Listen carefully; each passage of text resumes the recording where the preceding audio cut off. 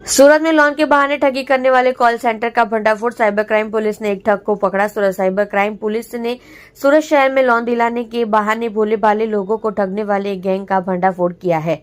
Police ने भरत पाटिया इलाके में इस गैर कानूनी कॉल सेंटर पर छापा मारकर एक मुख्य आरोपी को गिरफ्तार कर लिया है, जबकि दूसरे की तलाश की जा रही है। प्रोसेसिंग फीस के नाम पर खेल। गिरफ्तार ठग प्रवीण चौहान और उनका साथी लोन की जरूरत वाले लोगों को टारगेट करते थे।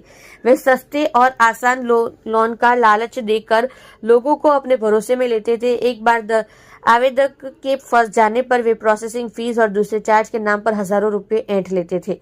पैसे मिलने के बाद वे लोन देने के बजाय संपर्क काट देते थे। पुलिस की कार्यवाही और जब्त सामान।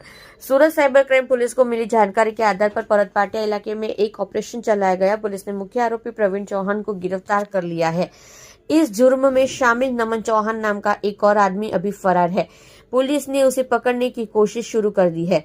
पुलिस ने मौके से मोबाइल फोन, सिम कार्ड और लैपटॉप समेत कुल 55,000 रुपए का सामान जब्त किया है।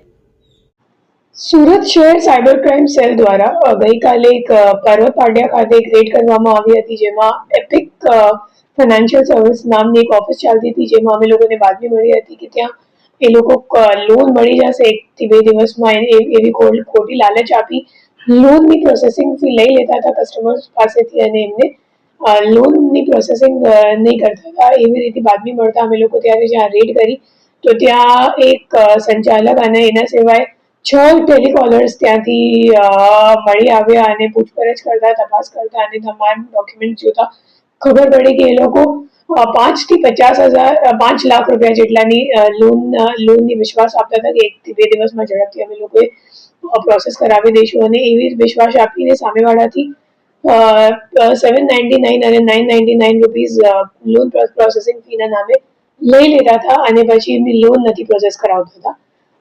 એ જે ટેલિકોલર્સ છે એમને દર દિવસની ટાર્ગેટ્સ આપવામાં આવતી હતી અને એ માહિતી એ લોકોએ મેટા એડ્સમાં એડ ચલાવીને કલેક્ટ કરતા હતા। તો જે લોકોને લોન ઇન્ક્વાયરી કરવી હોય એ લોકો એડ પર ક્લિક કરે અને એડ પર ક્લિક કરવાથી તમારું નામ અને નંબરનું ડેટા એ લોકો પાસે પહોંચી જાય અને પછી એ લોકોની લિસ્ટ બનાવીને એ લોકો તમામ ટેલિકોલર્સ વચ્ચે વેચણી કરી બધાને ટાર્ગેટ આપવામાં આવતી હતી કે તમારે આજે 100 કોલ કરવાનું છે કે 200 કોલ કરવાનું છે અને એ મુજબ આખી પ્રક્રિયા ચાલતી હતી છેલ્લા 6-7 મહિનાથી। કેટલા આરોપી મતલબ અત્યારે એક જ આરોપી પકડાયો છે અને બીજો જે આરોપી છે એ હાલ નાસ્તો કરતો છે। જે આરોપી છે એનું શું રોલ છે? બેઝિકલી જે આરોપી છે એ અગાઉ એક જગ્યા કામ કરેલું છે અને એને ખબર પડી ગઈ કે કેવી રીતે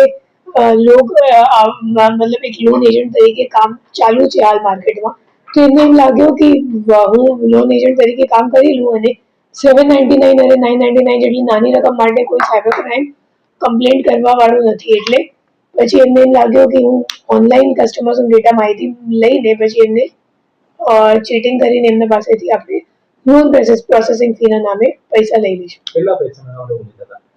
એ લોકો 799 999 મુજબ અને જે ટેલિકોલર સાથે વાતચીત થઈ તો એમાં દર દિવસનું તમે સમજી શકો 20 થી 30 જેટલા માણસો કન્વર્ટ થઈ જતા હતા કે લોન પ્રોસેસિંગ ફી આપવા માટે રાજી થઈ જતા હતા અને એ મુજબ આપણે અંદાજે અમે લોકોને લાગે છે કે 10 લાખ રૂપિયા જેટલાનું એમને છેતરપિંડી કરીએ છીએ।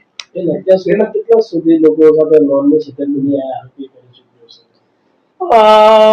મહિનાનું એમ લાગે છે કે 600 થી 700 જેટલા વિક્ટિમ્સ થઈ શકશે, તો અત્યાર સુધીમાં 3000 જેટલા થશે, 3-3.5 કેટલા સમયથી ચાલતું? 6 મહિનાનું તો કન્ફર્મ થઈ ગયું છે કે 6 મહિનાથી ચાલે જ છે। આરોપી પાસેથી નંબર કેવી રીતના કલેક્ટ કરતા હતા? મેટા એડ્સ પર એડ ચલાવતા હતા અને જેને લોન જોતું હોય એ લોકો એડ પર ક્લિક કરે તો એમનું નામ અને મોબાઈલ નંબર એમને મળી જાય, પછી એ મોબાઈલ નંબર આધારે એ લોકો ટેલિકોલર્સ મારફતે કોલ કરાવતા હતા કે તમે હવે એમને કોલ કરીને એમને કન્વિન્સ કરીને એમને પાસેથી લોન પ્રોસેસિંગ લઈ લો।